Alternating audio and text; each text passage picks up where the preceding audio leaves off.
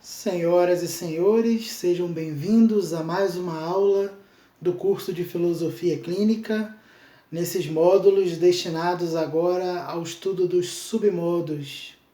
E nesta aula nós vamos falar do submodo número 22, chamado de vice-conceito. E o que é o vice-conceito? Vou apresentar aqui algumas indicações básicas e depois a gente vai fazer alguns desdobramentos. Bom, o vice-conceito ele é caracterizado pelo uso do filósofo clínico no consultório de metáforas, de ilustrações, de narrativas, de parábolas, de alegorias, provérbios e fábulas. E, é claro, todos eles elaborados a partir de dados da estrutura de pensamento do partilhante, a fim de, interagindo com o partilhante, o filósofo clínico possa fazer inserções de referências ou agendamentos propriamente ditos. E, no fim das contas, assim, a ideia é que o filósofo clínico utilize desses elementos para que ele diga algo que o partilhante precisa ouvir, mas que talvez o partilhante não aguentaria ouvir diretamente, porque talvez causasse dor, sofrimento, ou afrontaria algum outro tópico, ou alguma coisa da estrutura de pensamento do partilhante. Então, o uso desses elementos deve sempre respeitar a estrutura de pensamento do partilhante. De modo muito simplificado, a gente pode dizer então que vice-conceito é o uso metafórico de elementos para dizer de outro modo aquilo que o partilhante passa, ou inferir alguma coisa para o partilhante, ou oferecer alguma coisa, melhor dizendo, que possa contribuir para algum processo autogênico do partilhante. Então, a ideia é que vai se mudar a forma do que é dito, porém mantendo, vamos dizer assim, o significado. Ou seja, eu vou dizer de outro modo aquilo que a pessoa talvez esteja vivendo, ou alguma coisa que eu consiga referenciar para ajudar a pessoa. A gente já viu algo parecido quando a gente vai trabalhar, por exemplo, no roteirizar. O roteirizar é um modo de fazer uma condução, um roteiro, né, para ajudar o partilhante a chegar a algumas conclusões, né, para propiciar que o partilhante vivencie determinado acontecimento, seja para uma projeção futura, seja para rever alguma coisa, seja para mudar de ideia. Em alguma medida, o vice-conceito tem um pouco dessa função também. Só que enquanto o roteirizar ele poderia se caracterizar, grosso modo, como uma possibilidade de fazer o partilhante vivenciar aquilo para que ele se identifique com aquele elemento e assim consiga se ver indiretamente naquele roteiro. No caso do vice-conceito, a finalidade é mais diretamente dizer o que a pessoa precisa ouvir. Né? Seria um modo de falar as dores da pessoa, né? Só que de outro modo. Mas não necessariamente se resume a isso. Né?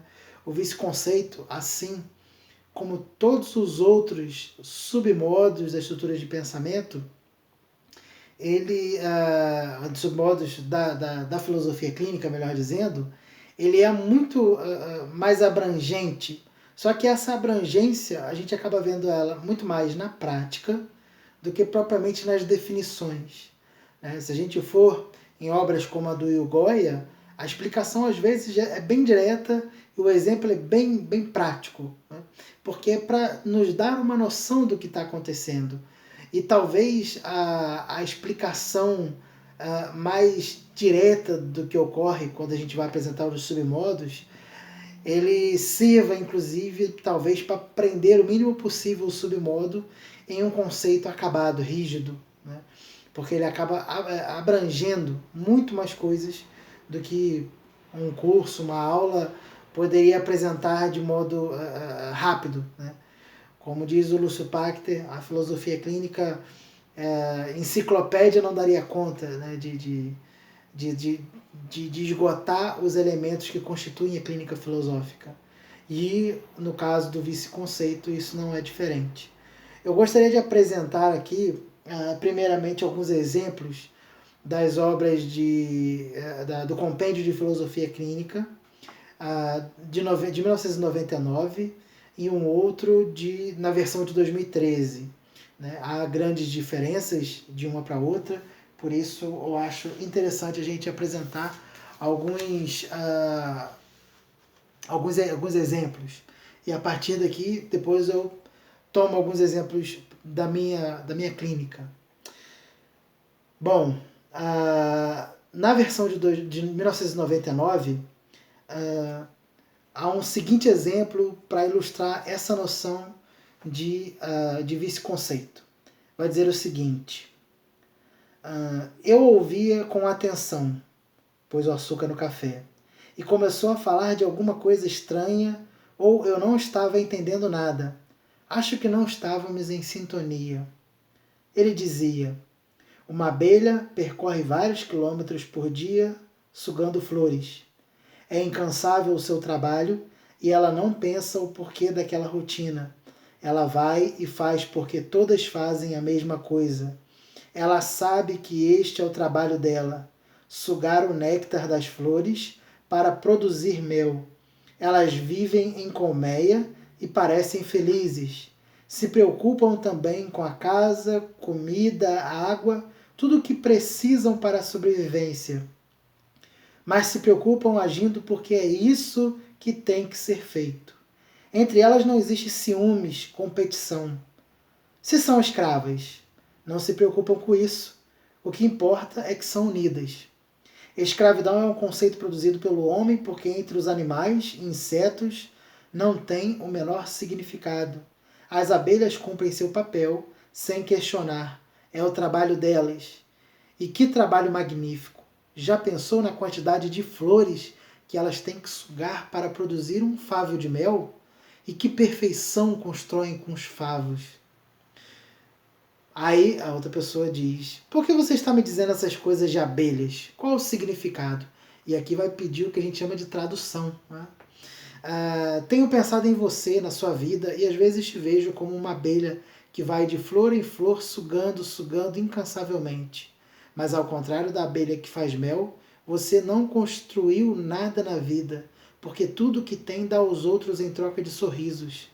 Sabe que eu te admiro, assim como admiro as abelhas, mas também sei que o fim delas é triste, morrem por nada. Apesar de todo o trabalho, ninguém dá valor por isso. E acho que tudo que você faz é em vão, ninguém dá valor. Importância para o seu trabalho. Assim como ninguém dá valor para o trabalho das abelhas. As pessoas até gostam de receber, mas o que você ganha em troca? Obrigada, a senhora é muito gentil. Se você vai lá e dá de novo, elas sabem que não precisam batalhar, porque sabem que você sempre vai ajudar. As abelhas contam com a ajuda da natureza, mas elas não ficam paradas esperando que o vento lhes traga néctar. Elas vão à luta, enquanto seu trabalho faz com que as pessoas fiquem dependentes, esperando a ajuda chegar. Entendeu agora porque fiz a analogia das abelhas?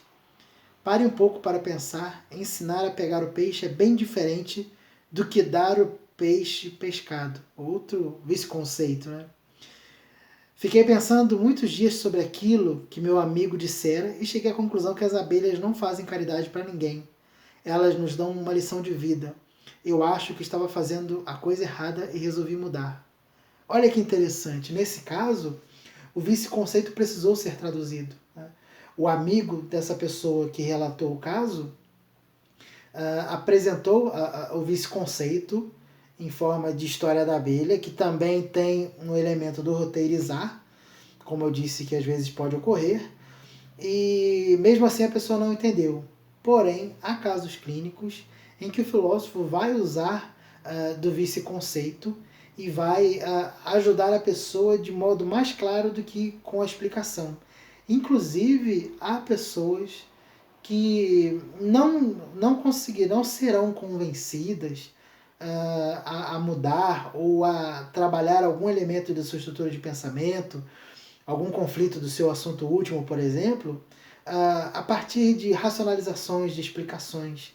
Há pessoas cuja epistemologia não passa por essa questão de premissas, né, de formulação lógica, de racionalizações. A pessoa talvez não precisa sequer de experimentação, ela precisa de uma espécie de uma linguagem, de uma palavra, daquilo que nós vamos chamar aqui de vice-conceito, que diga coisa sem dizê-la diretamente, para que ela compreenda isso.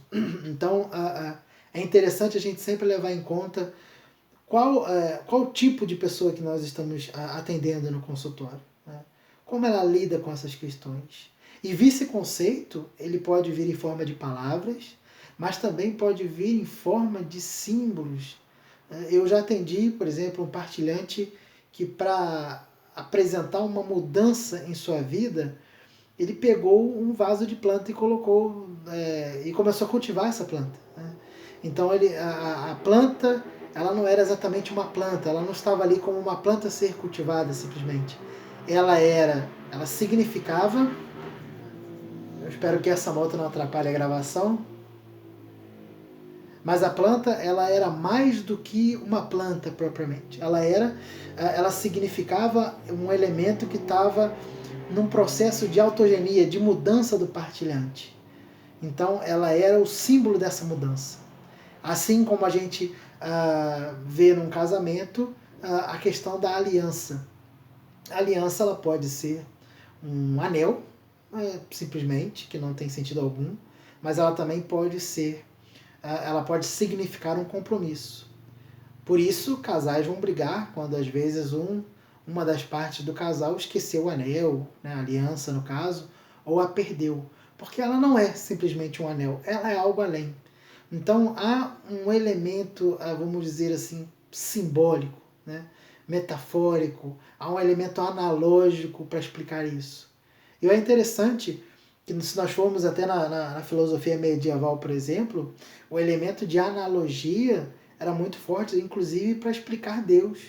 Né? Porque como não é possível ver Deus, os filósofos se baseavam nas formulações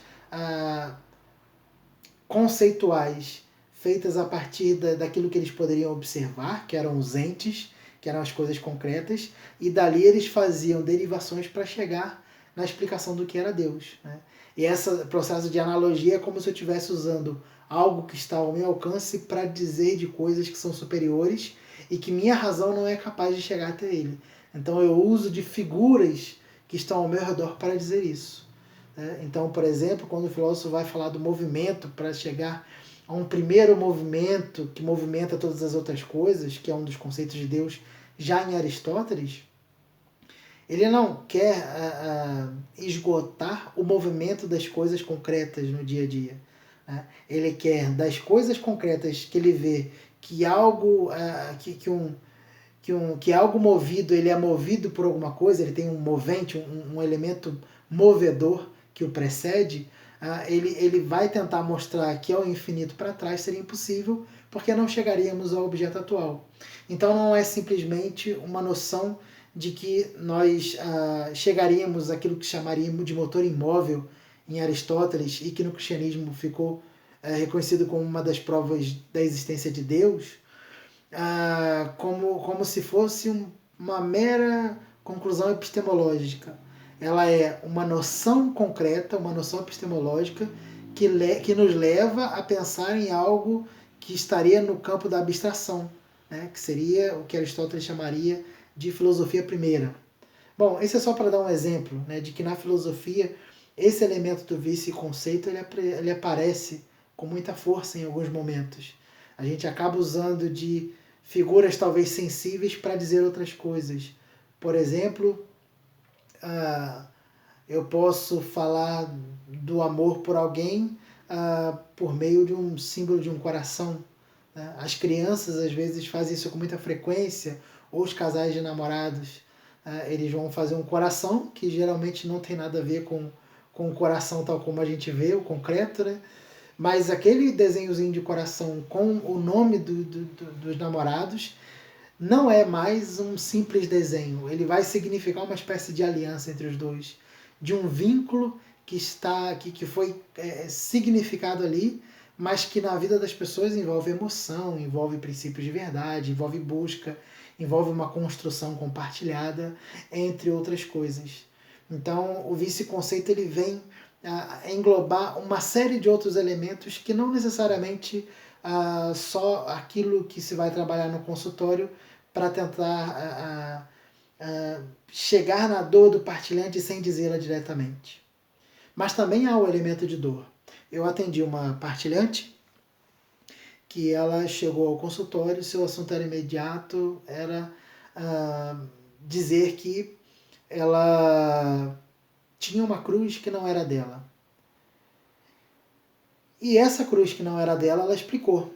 Ela disse que era uma pessoa, uma jovem, que ela tinha acolhido, um parente dela havia se envolvido com uma pessoa, essa pessoa eles tiveram um filho, porém, essa moça que teve um filho com esse rapaz, ela já tinha, vamos dizer que a moça é A, né? A moça A teve um relacionamento com o rapaz B, e essa moça, ela já tinha uma filha, criança, e eles tiveram um filho juntos.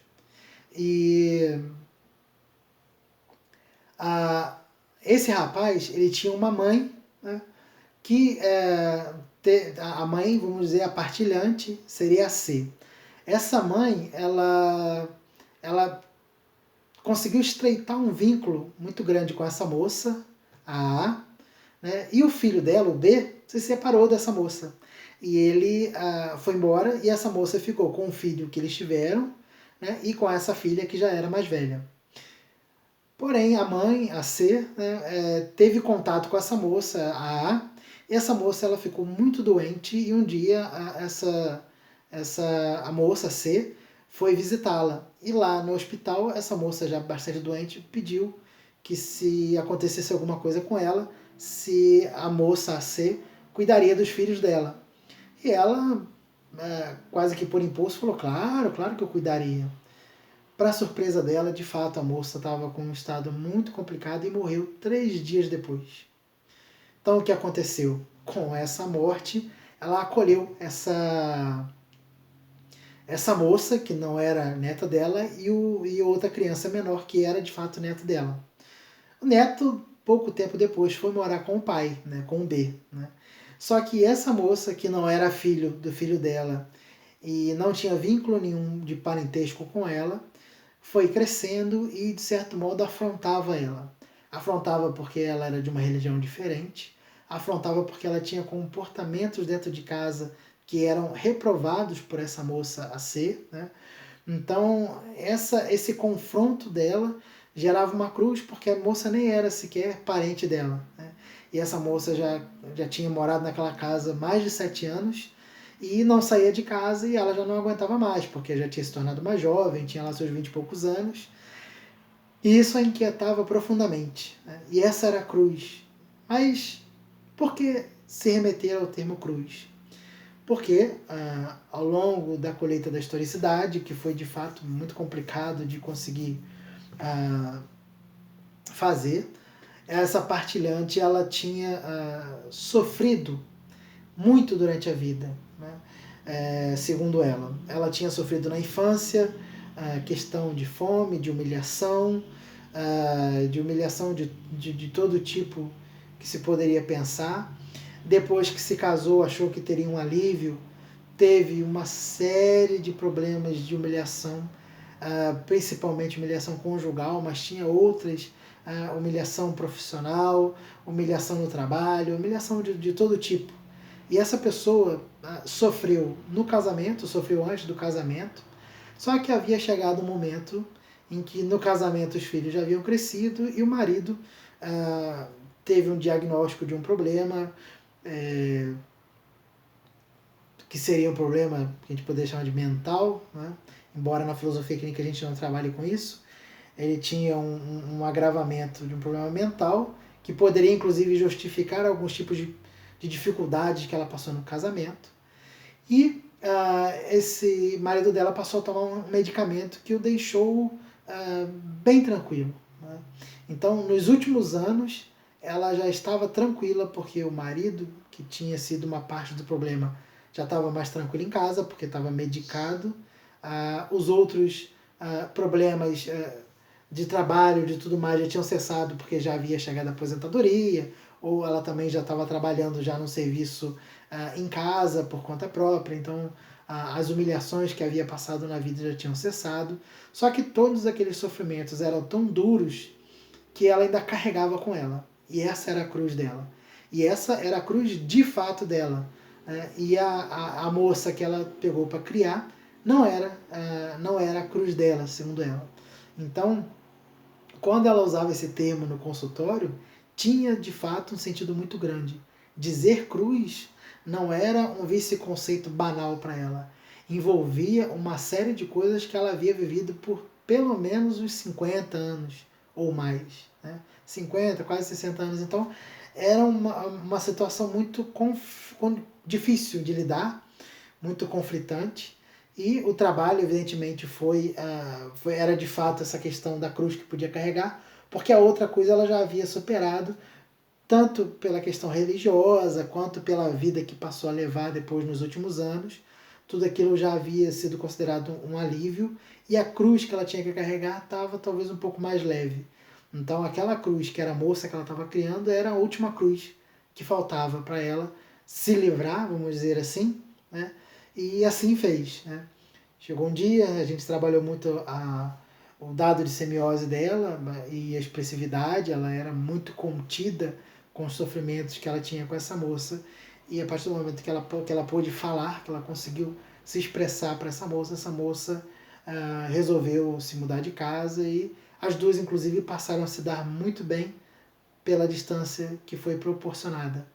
Então esse é um outro exemplo de como se usa esse conceito. Nesse caso foi a cruz. E eu gostaria de trazer também mais um exemplo do Compêndio de Filosofia Clínica de 2013. E há dois exemplos aqui muito interessantes. Um é de um texto da Marta Medeiros, né, que acho que é interessante a gente tomar esse exemplo, e ele diz o seguinte: já tive torres internas que foram ao chão, torres altas demais para mim, torres que nem chegaram a ficar concluídas, as de dentro nunca se concluem, torres que me exigiram esforço e que me deram prazer, até que alguém, com uma frase ou com um gesto, a fez virem abaixo. Tinha gente dentro, tinha eu. Olha que bacana, né? Usar os elementos de torres, né, de construção, para se referir a ela mesma, né? A vivência dela, né, onde ela se encontra dentro. Olha que interessante. E isso, no consultório, nem sempre precisa ser traduzido.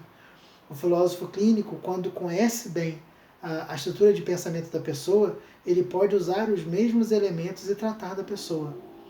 Havia uma partilhante, por exemplo, que ela dizia que que ela teve um caso num processo de separação, só que como o ex-marido estava sempre por perto, essa relação quase extraconjugal a deixava tranquila, a fazia bem, só que ela não podia dizer o nome dele. Então ela passou a se referir a ele como Rivotril. Né? Então, o vice-conceito utilizado, ele englobava tanto a função que o rapaz cumpria na vida dela, que estava muito ansiosa, e quando tinha contato com esse homem, ela ficava tranquila, então ele era o Rivotril dela, como também para que se ocultasse o nome dele. Inclusive, na terapia, ela nunca disse o nome dele. Né? Foi interessante, ela sempre se referia a ele com esse, vamos dizer, codinome. Né?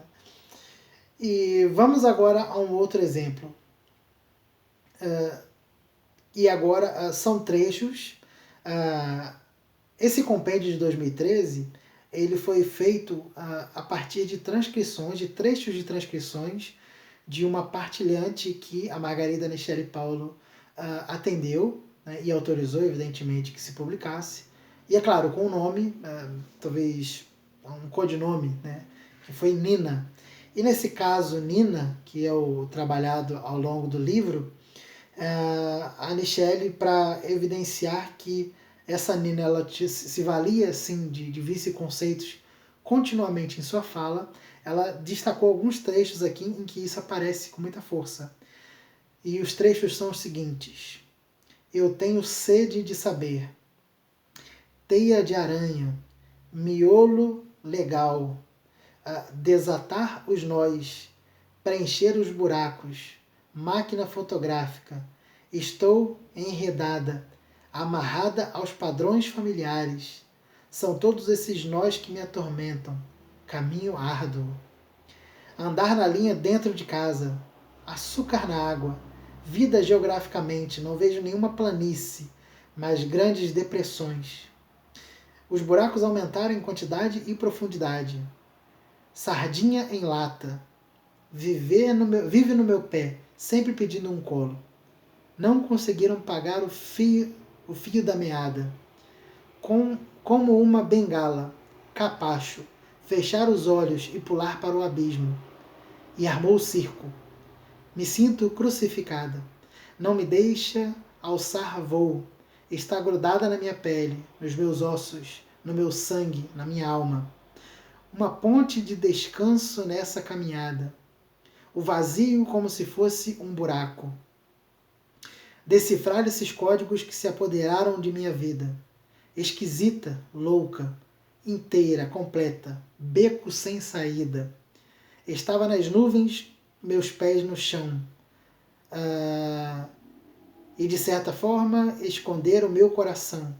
Como se o mundo tivesse perdido um pouco da cor. O mundo desabou em minha volta. Prisão de mim mesma. Eu levo estes preconceitos na potência 1000. Joguei muito entulho fora. Eu não consigo colocar minha vida em movimento, como um carro coloca a chave na ignição e dar partida. Olha que interessante. Vários elementos que, inclusive, é bem provável que você já tenha usado no seu dia a dia ou tenha ouvido de alguém. E a questão agora deve ser o da atenção. Embora sejam termos, sejam vice-conceitos que a gente pode encontrar no dia a dia, ou a gente se vale dele compreendendo dentro do contexto da pessoa, ou a gente pede que a pessoa traduza. Né? Por quê? A gente corre o risco de interpretar esse tipo de vice-conceito de um modo e a pessoa estar dizendo de outro. Então é muito importante que a gente consiga ter essa proximidade com a pessoa. Seria o que na filosofia clínica vai se dizer, inspirado em Wittgenstein, que se chama a teoria lá dos jogos de linguagem. Wittgenstein dizia que nós, como poderia dizer, que a conversa, o diálogo, a linguagem, ela tem o seu sentido dentro de relações. Né? Então, esses jogos de linguagem a qual o Wittgenstein se refere, na filosofia clínica, é tomado no sentido de que, dentro de determinados contextos, certas expressões, certas palavras, elas possuem um significado muito específico. E aí poderíamos compreender que, por exemplo, num time de futebol, há termos que talvez só sejam compreendidos naquele ambiente. Há, no mundo da filosofia, por exemplo, uma série de termos que só faz sentido para aquele grupo de estudiosos daquela área.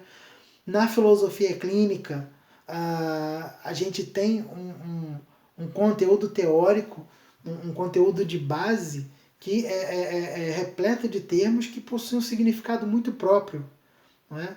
Então, quando a gente vai dizer, por exemplo, sobre axiologia, assim, se refere à axiologia, se refere à questão do estudo dos valores, mas na filosofia clínica possui uma finalidade muito específica. Né? Quando a gente fala em filosofia clínica sobre buscas, a gente tem já uma série de explicações que nos fizeram compreender aquilo. Quando a gente fala, por exemplo, aqui de vice-conceito talvez aí fora tivesse outro sentido. Por isso, às vezes é complicado se remeter na filosofia clínica apenas às etimologias das palavras, porque nem sempre as etimologias conseguem explicar o sentido que Lúcio Pachter tinha quando ia explicar, quando ia utilizar aquilo para formular essa nova abordagem terapêutica. Então, quando Lúcio estrutura a abordagem terapêutica dessa forma, a melhor pessoa que podemos nos remeter para compreender o método da filosofia clínica é tentar entender os conceitos utilizados por Lúcio com as explicações que ele deu. Ele e agora, evidentemente, seus alunos, que hoje são professores e que conseguiram tomar o sentido dessas palavras dele e conseguiram passar para frente e, sobretudo, conseguiram levar para o consultório e utilizaram como um método de terapia para o trabalho. Então, a gente deve levar em conta que o uso dos submodos, nesse caso aqui, do vice-conceito, ele tem a gente deve primeiro prestar atenção se a pessoa já usa isso, como nesse caso aqui do caso Nina, ela usa uma série de vice-conceitos e que talvez podem ser usados. Então, o filósofo clínico, estando atento a isso, ele pode entrar na linguagem de seu partilhante. Nem todo vice-conceito precisa ser traduzido, então ele pode, usando daqueles vice-conceitos já usuais para a pessoa, chegar em pontos que talvez a tradução não chegaria com tanta facilidade. Quando eu falo com aquela partilhante sobre a cruz que não é dela, eu não preciso mais explicar nada. Quando eu falo das cruzes que são dela, ela já entende que se trata de pelo menos 40 anos de existência, de vida. Então eu não preciso explicar mais, eu não preciso explicar os sofrimentos pelos quais ela passou, até mesmo porque ela condensou tudo isso no termo minha cruz, aquela cruz que eu carrego, porque ela carrega dentro de si. Inclusive que como vida naqueles últimos anos em que ela chegou já na terapia, ela já não vivia mais, o ritmo de vida dela era outro. Só que ela precisou deixar aqueles eventos para trás. E como ela deixou? Ela condensou no vice-conceito, que desse o sentido a tudo aquilo, e que de fato para ela faz muito sentido dizer que é uma cruz, que deve ser carregada, uma vez que ela é cristã, então isso carrega até muito mais sentido. E ela abraçou sua cruz, que é uma outra afirmação cristã, inclusive, de dizer lá que cada um deve tomar a sua cruz e seguir Jesus. E ela, como uma cristã, que se vê nesse momento como alguém que deva carregar de fato sua cruz, ela carregou com dignidade, com força, e continua carregando, acreditando que aquele momento já é o melhor da vida dela. Só não era melhor enquanto ainda tinha aquela cruz que não era dela junto. Mas a partir do momento que ela rompeu com aquela cruz que não era mais dela, ela conseguiu viver a vida. Então a gente deve cuidar para usar os vice-conceitos com a pessoa. A gente deve saber que os vice-conceitos não são simplesmente palavras, não são simplesmente associações, por exemplo, com aquilo que a gente vai chamar de roteirizar, ou com algum outro tipo de submodo, mas ele também engloba elementos simbólicos, concretos, como o caso da planta, a que me referi, e pode ser qualquer coisa, a questão da aliança e muitos outros que estão nesse âmbito de uma simbologia, que para a pessoa significa muito mais do que aquilo. Então, cuidemos para acompanhar os vice-conceitos, sabendo que eles são sempre muito mais amplos, evidentemente, dos que eu apresentei aqui, mas aqui vocês já podem ter uma ideia, de como eles se constituem. E é isso, ficamos por aqui então. Eu espero que vocês tenham compreendido e, como sempre, tendo dúvidas, deixem nos espaços reservados para as dúvidas, que assim que possível os professores irão respondê-los. Não deixem jamais dúvidas para trás, porque um submodo que você deixa de aprender, você acaba perdendo a possibilidade de formações de centenas, de milhares de submodos, uma vez que cada um desses submodos dialoga com inúmeros outros, tornando o filósofo clínico mais rico nas suas possibilidades de procedimentos submodais. Então é isso. Um grande abraço e até um próximo vídeo. Tchau, tchau.